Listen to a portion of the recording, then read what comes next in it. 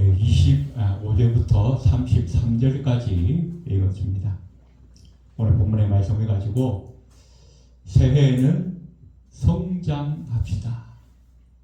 새해에는 변화됩시다.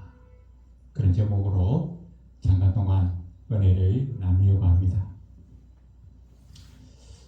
제가 쓰는 그 스마트폰은 삼성 갤럭시 폰인데 벌써 20년 8월에 출시가 되었으니까 이제 3년 지나고 4년째로 접어들었습니다.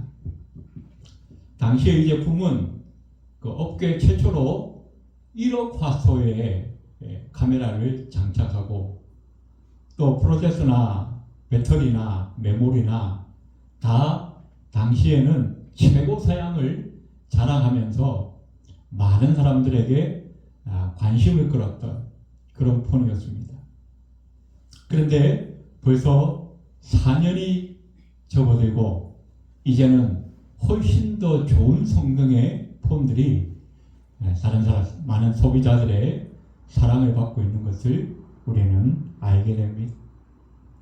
세상의 모든 것은 시간이 지나면 변하게 됩니다. 대부분의 것은 더 좋은 방향으로 성장하게 되어집니다.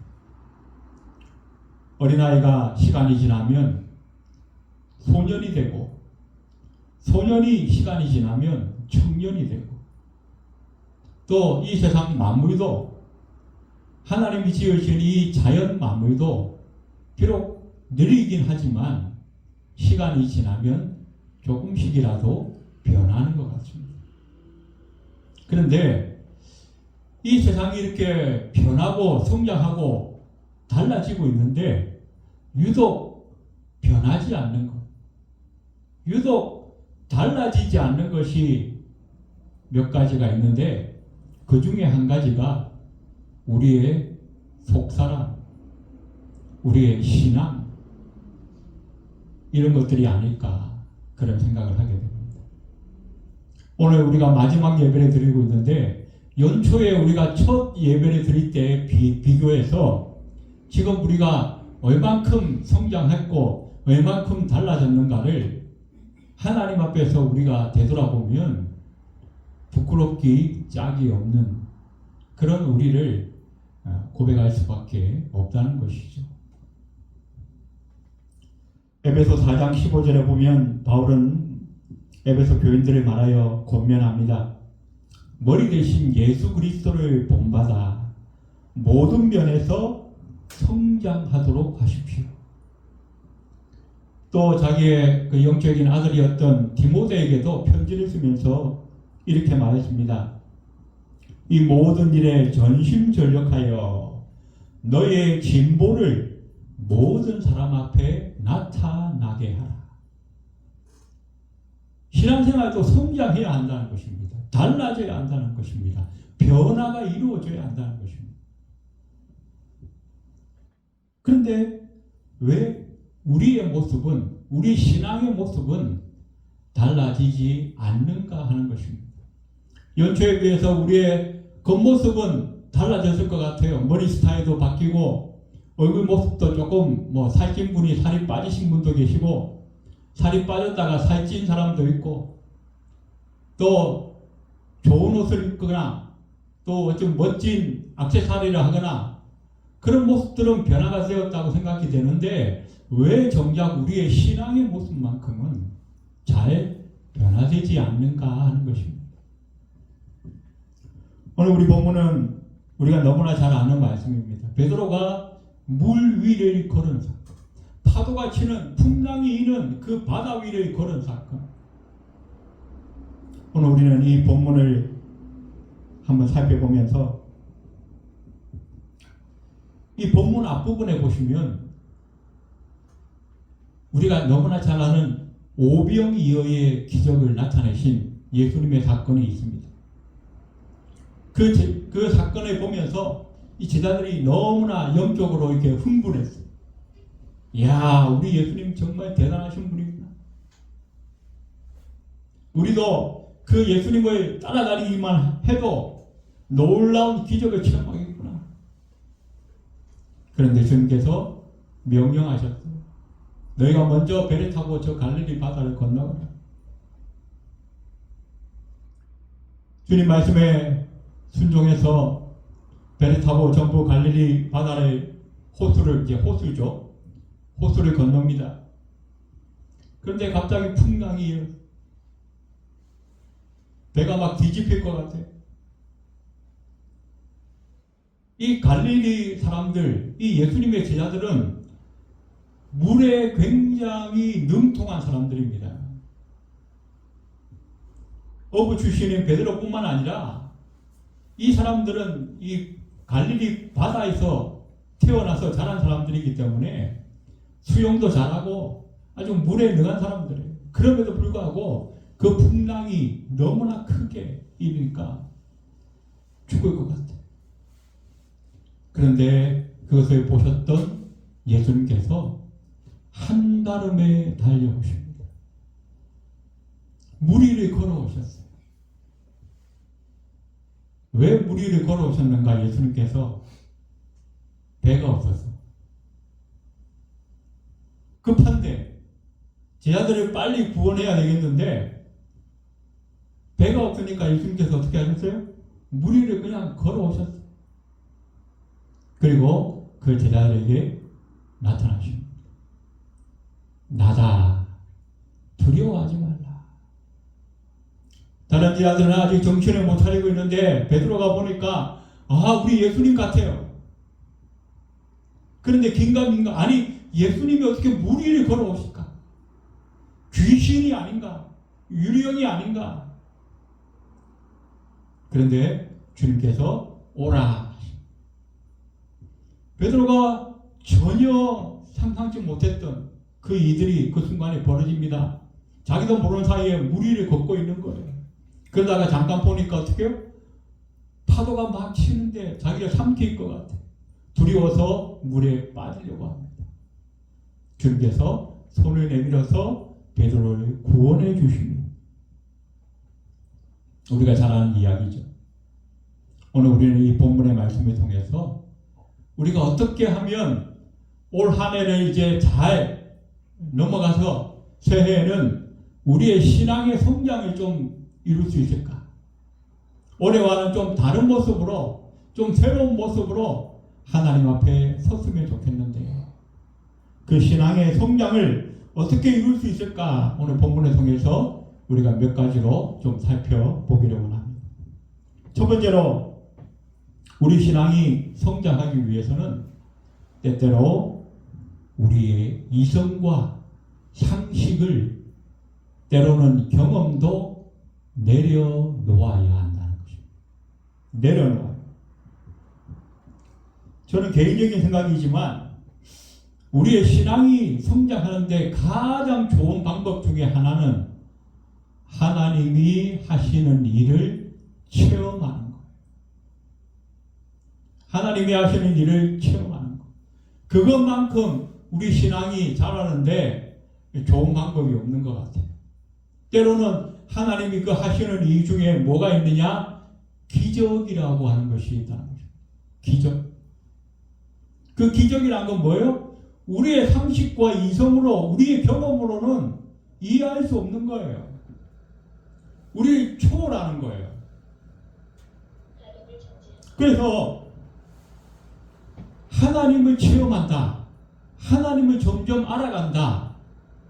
또 우리의 신앙이 성장한다. 이것은 어떤 전제를 두어야 하냐면 우리의 상식과 우리의 이성과 우리의 경험을 초월한다는 거. 내려놓아야 된다는 거예요. 우리의 상식을 가지고 있을 때는 기적을 이해할 수가 없어요. 우리의 이성을 가지고는 초자연적인 그 하나님의 하시는 일을 우리는 이해할 수가 없는 거예요. 그래서 어떻게 해요? 내가 하나님을 알아가기 위해서는 하나님이 하시는 그 일을 체험해야 되는데 그 일을 체험하기 위해서 우리가 뭘 해야 된다? 우리의 이성과 상식을 먼저 이 제로 베이스로 이렇게 다운시켜놔야 한다는 거예요. 이걸 가지고 있는 동안에는 하나님의 일을 이해할 수가 없어요. 오늘 베드로도 마찬가지입니다. 베드로는 갈릴리 어부 출신입니다. 바다에서 태어나서 바다에서 잔뼈가 굵은 사람이에요. 이 바다에 대해서 누구보다도 잘 아는 사람입니다. 또 베드로처럼 그렇게 어부 출신이 아니라 할지라도 정상적인 우리 상식과 이성에 가진 사람이라면 사람이 물 위를 걸을 수 없다는 것쯤은 누구나 다 아는, 어린아이도 다 아는 거 아니에요? 그런데 오늘 베드로가 뭐라고 합니까? 주님을 향해서 자신 있게 말합니다. 만일 주님이시거든 나를 명하사 물 위로 오라 하소서. 미치지 않고서야 어떻게 이런 말을 할 수가 있습니까?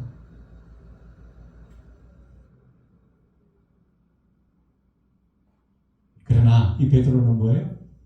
우리 주님께서 자기들을 구하기 위해서 바다 위로 걸어오시는 것을 보는 그 순간에 베드로는 눈치를 챈 거예요. 아, 저분은 정말 하나님의 아들이시구나. 자연의 모든 섭리도, 만유인력의 법칙도, 중력도 다 저분에게는 예외가 되는 거구나. 이 자연의 모든 섭리를 초월하시는 분, 바로 하나님의 아들이시구나 깨달은 거예요. 그러니까 어떻게 해요?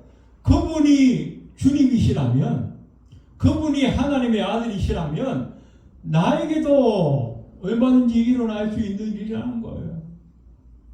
왜?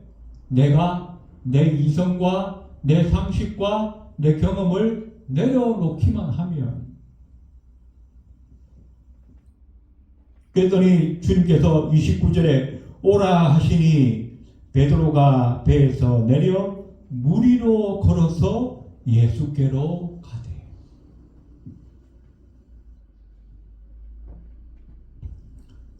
인류 최초로 전무후무한 인류 역사상 단 한 번도 일어나지 않았던 그 일이 사람이 물 위를 걷는 그런 놀라운 기적이 오늘 본문 가운데서 일어났습니다. 어떻게 했기 때문에? 베드로가 자기의 이성과 자기의 상식과 자기의 경험을 내려놓았기 때문에. 우리는 하나님 앞에 나올 때마다, 하나님 앞에 기도할 때마다, 예배할 때마다 항상 이것이 필요해요. 어떻게 하면 하나님의 복 많이 받아가지고 잘 먹고 잘 살까? 그게 아니라 내가 어떻게 하면 하나님을 좀 더 알 수 있을까? 내가 어떻게 하면 하나님을 좀 더 체험할 수 있을까?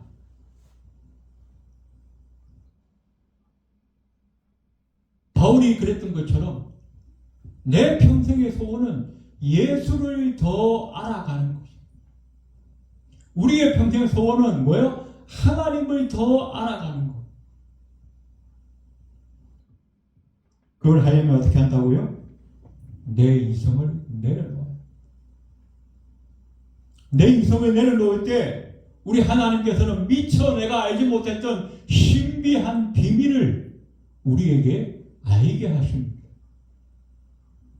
우리의 상식을 내려놓을 때 하나님께서는 미처 내가 알지 못했던 놀라운 사건을 우리가 경험하게 하시는 거예요. 그렇게 되면 어떻게 해요? 그 말은 어떻게 해요? 내가 기적을 체험한다는 것은 하나님이 하시는 일을 내가 경험하는 것입니다. 그렇게 되면 어떻게 해요? 누가 뭐라고 하지 않아도 우리 하나님은 정말 전능하신 분이구나. 능치 못함이 없으신 분이구나. 믿음의 배짱이 생기는 거예요. 믿음의 배짱. 그러면 어떻게 해요? 다음에는 똑같은 일이 생겨도 전혀 무섭지가 않아요. 전혀 두렵지가 않아요. 전혀 겁나지가 않아요. 왜? 지난번에도 우리 하나님이 다 이렇게 해결해 주셨는데 도와주셨는데, 나를 구원해 주셨는데, 그 믿음의 배짱이 생기는 것. 그것이 바로 우리의 신앙이 성숙한 것이라는 거죠. 새해는 우리의 삶의 모든 순간에 하나님이 오늘 혹시 좀 역사하지 않으실까? 하나님이 나에게 좀 뭔가 새로운 일을 좀 하시지 않을까? 그런 기대감으로 하루하루를 살아갈 수 있는 저와 여러분이 되시기를 축원합니다. 그렇게 하기 위해서 뭐가 필요하다고요? 때때로 우리의 이성과 우리의 상식과 우리의 경험을 내려놓고 살아야 한다. 내려놓고. 두 번째, 우리의 신앙이 성장하기 위해서는 말씀 앞에서 때로는 생명의 위협을 느낄 수도 있는 모험과 도전을 감행해야 한다는 것입니다. 오늘 29절에 오라 하시니 베드로가 배에서 내려 물 위로 걸어서 예수께로 가되 라고 말했습니다. 주님이시거든 나로 물 위를 걸어서 주님께로 오라고 하십시오.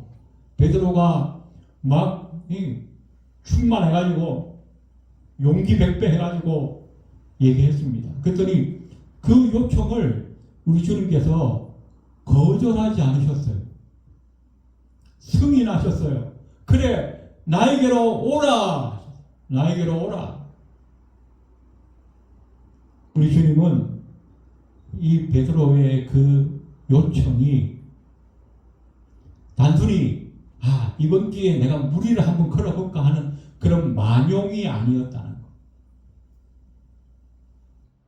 내가 바다 위를 걸으면 전 세계 역사에 전무후무한 기적의 하나이로 내가 기록되겠지.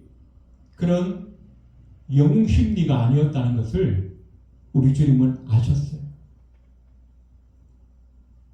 베드로의 마음에는 오로지 하나밖에 없다. 내가 주님께 가까이 가기를 원합니다. 내가 당신이 하나님의 아들이신 것을 좀 더 알기 원합니다. 체험하기 원합니다. 그래서 지금 여기가 물이든 땅이든 바다든 그것이 중요한 것이 아니라 내가 지금 주님 앞에 나아가기를 원합니다. 그것이 베드로의 마음이었어요. 그렇기 때문에 어떻게 해요? 주님께서 말씀하셨어요. 오라.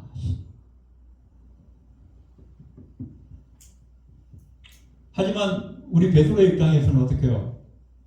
그런 뜨거운 열정으로 주님께 요청했고 주님께서 허락하셨지만 정작 풍랑이 일고 파도가 치는 그 바다 위를 배에서 내려서 걸어간다는 게 과연 있을 수나 있는 일입니까? 엄청난 용기와 엄청난 도전 정신이 필요했을 거예요. 그런데 베드로는 실행했어요. 자기의 목숨을 걸고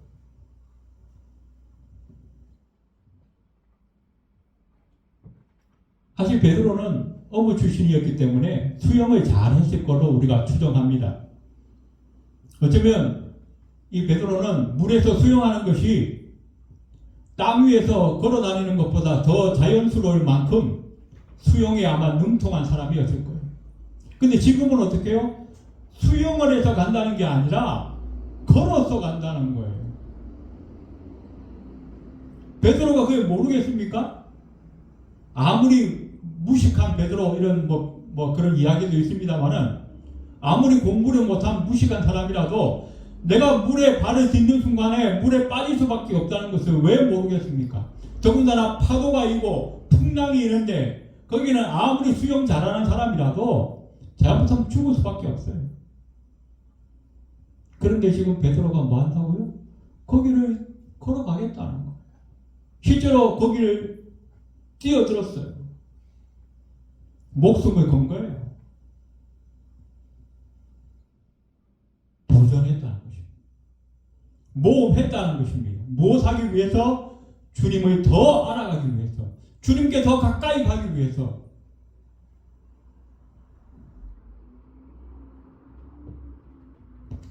그런데 여기서 한 가지 우리가 또 짚어볼 것도 있어요. 여러분, 베드로가 어떻게 무리를 걸을 수 있었을까요? 베드로가 목숨을 걸었기 때문에, 과감하게 도전했기 때문에, 모험했기 때문에 가능했을까요? 그렇다면 우리도 목숨을 걸고 도전하고 모험하면 오늘 당장 저 무리를 걸을 수 있을까요? 아니죠. 그건 그냥 자살행위죠. 오늘 본문을 자세히 보시면 베드로가 풍랑이 있는 무리를 걸을 수 있었던 것은 주님께서 오라고 하셨던 그 말씀이 있었기 때문입니다. 주님의 선포된 그 말씀이 있었기 때문에 베드로가 무리를 걸을 수 있었던 거예요. 선포된 말씀이 있었기 때문에 그 말씀을 의지하여서 생명을 걸고 도전하고 목숨을 걸고 모험할 수 있었던 거예요. 선포된 주님의 말씀, 이것이 전제되어야 합니다. 우리가 주의 일을 할 때도 마찬가지입니다. 내 기분과 내 생각으로 하는 것이 아니에요. 하나님의 명령을 따라 우리가 수행하는 거예요. 하나님의 명령이 없었는데, 내가 지금 어디 가서 내가 좀 주의 일을 열심히 좀 해야지. 그거 아니네. 내가 목숨을 걸고 저 오지에 가서 선교해야지. 택도 없는 소리 하지 마십시오. 그건 그냥 개죽음에 불과한 거예요. 하나님의 말씀이 선포되었을 때, 그 선포된 말씀 앞에 내가 목숨을 거는 거예요. 그 선포된 말씀 앞에 내가 모험하는 거예요. 그 선포된 말씀을 의지하면서 내가 도전하는 거예요. 그거를 우리는 착각해서는 안 된다는 것입니다. 하나님, 내가 한 주님 사랑하는 마음으로 내가 열심히 했는데 왜 안 되는 겁니까? 내가 열심히 한 거니까 안 되는 거예요. 내 의지로, 내 생각으로, 내 감정으로, 내 열심으로 하니까 안 되는 거예요. 그건 하나님 앞에 아무 의미가 없어요. 하나님이 오라 하셨기 때문에 베드로가 간 거예요. 목숨을 걸고 간 거예요. 하나님이 오라 하시지 않는데 목숨 거는 거는 아무 의미가 없다는 거예요. 그걸 우리는 잘 분별해야 합니다. 세 번째로 넘어갑니다. 우리 신앙이 성장하기 위해서 우리가 어떻게 해야 하는가? 실패했을 때도 다시 하나님을 찾아야 한다는 것입니다. 주님의 말씀에 의지하여서 용기 백배하여 베드로가 무리를 걸어갑니다. 그런데 어떻게 해요? 파도가 치고 바람이 불고 아이고 두려운 마음이 생기니까 어떻게 해요? 지금까지는 주님만 바라보고 가다가 그 시선이 어떻게 해요? 파도를 보게 되고 바람을 보게 되고 자기가 지금 바다 위에 떠 있는 것을, 걸어가고 있는 것을 보니까 어떻게 해요? 그동안 내려놓았던 상식과 이성을 다시 붙잡게 됐어요. 아니 내가 지금 어떻게 된 거야? 내가 어떻게 무리를 걸어가지? 그 순간 어떻게 해요? 저러러 빠져버리고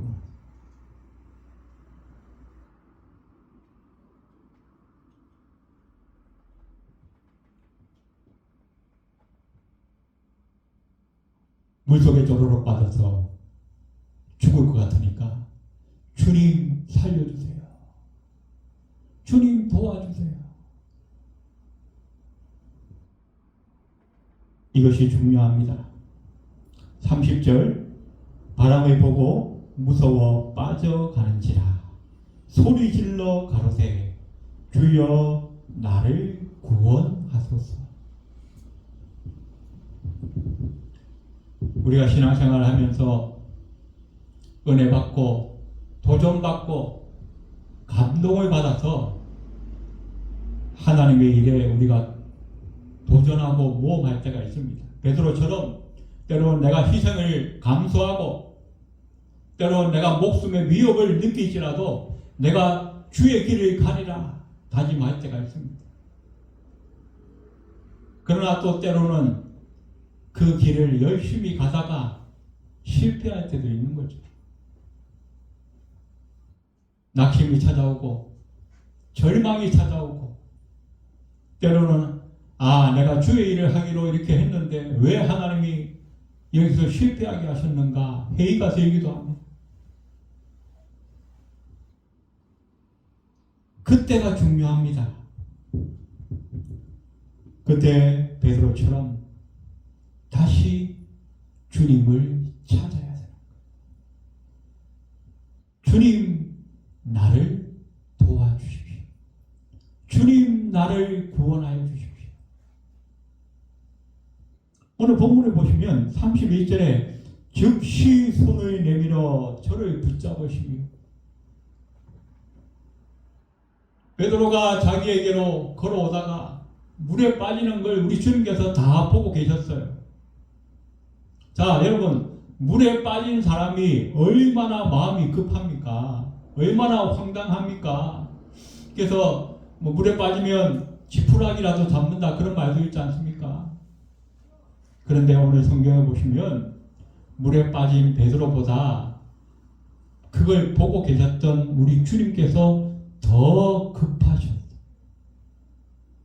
그래서 오늘 보니까 즉시 손을 내밀어. 즉시 손을 내밀어. 우리가 실패해도 우리가 성공하지 못해도 주님은 우리를 버리지 않으십니다. 주님은 우리에게 다시 찾아오십니다. 심지어는 베드로가 어떻게 해요?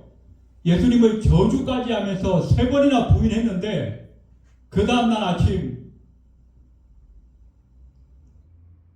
주님께서 부활하신 그날 아침에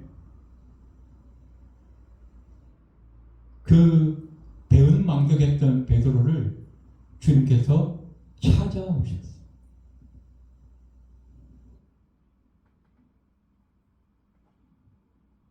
우리도 마찬가지입니다.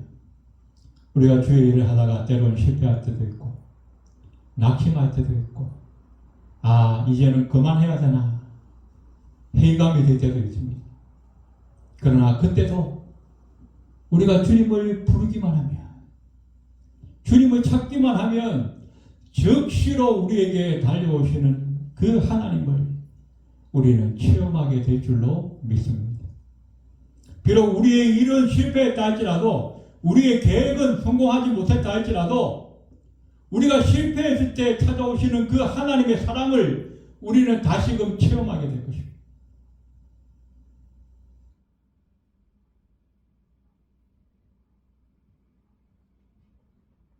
그래서 결국 어떻게 해요? 오늘 이 사건으로 인해서 베드로와 그 옆에 있었던 모든 제자들이 함께 이분이 정말로 하나님의 아들이시구나.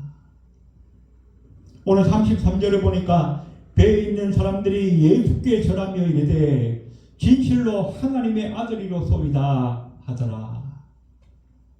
이 사건으로 인해서 어떻게 해요? 베드로와 함께 있던 그 모든 제자들이 동시에 이분은 하나님의 아들이시구나. 그리고 어떻게 했습니까? 그 앞에 절하며 엎드렸다 그랬어요. 이것은 무슨 말입니까? 합당하신 그 하나님의 아들 앞에 합당하신 경배를 드렸다는 거예요.